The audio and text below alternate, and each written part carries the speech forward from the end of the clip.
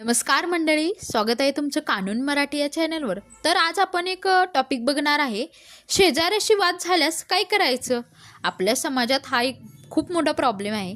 प्रत्येकाच्या शेजाऱ्याशी पडतंच असं नाही. कधी ना कधीतरी वाद होतात, वर खाली काहीतरी चढ उतार होतात, त्यामुळे वाद लागण्याची शक्यता असते. तर यावेळी आपण काय करायचं.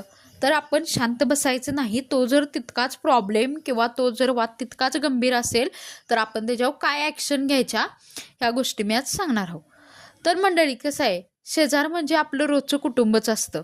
पण कधी कधी हेच शेजारी आपल्या डोक्याला त्रास देतात. आवाजाचा त्रास, गाडीचं पार्किंगवरून भांडणं होतं, कधी छोटं मोठं वाद होतात. असं सगळं आपण बघत असतो. पण असा प्रश्न आहे की अशा वेळी आपण काय करायचं. गोंधळ घालायचा, भांडण करायचं, की कायद्याचा आधार घ्यायचा. चला तर याचं उत्तर सोप्या भाषेत बघूया. समजा तुमच्या शेजाऱ्याने रात्री 12 वाजता डीजे लावला आणि तुम्हाला दुसऱ्या दिवशी लवकर ऑफिसला जायचं आहे. तुमचं डोकं तापलं, तुम्हाला राग आला, पण काय करायचं नेमकं, कारण का तो तर शेजारी आहे. तर पहिलं पाऊल म्हणजे शांततेने तुम्ही त्यांच्याकडे जाऊन बोलून बघा. त्यांना समजावून सांगा की भाऊ, नियमानुसार रात्री 10 नंतर लाऊडस्पीकर किंवा मोठा आवाज करता येणार नाही. खरं तर नॉईज पोल्युशन रूल 2000 नुसार रात्री 10 ते सकाळी 6 या वेळेत आवाज करणे गुन्हा आहे. पण शेजारी ऐकायलाच तयार नाही आहे. मग पुढचं पाऊल, तुम्ही पोलिसात तक्रार करू शकता. त्याबद्दल पोलीस तक्रार लिहून घेतात आणि काय असेल ती त्यांची कारवाई दंडासहित होऊन जाईल.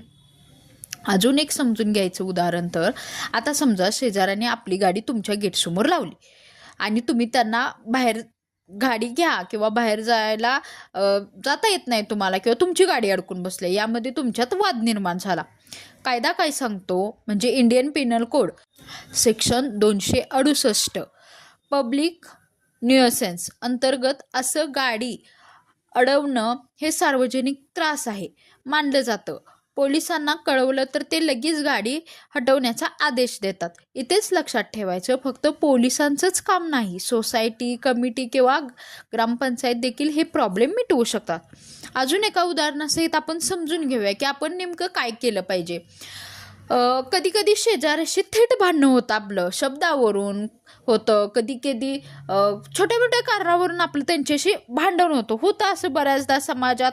कारण का सगळेच माणसं एका विचाराचे समविचाराचे नसतात. शब्दावरून कधी कधी हाणामारी देखील होते. अशा वेळी रागाने हाणामारी केली तर ते उलट तुमच्यावरच गुन्हा होऊ शकतो किंवा तुमच्या नावावरच तो होतो. जर शेजारने मारामारी केली तर त्यावर IPC सेक्शन 323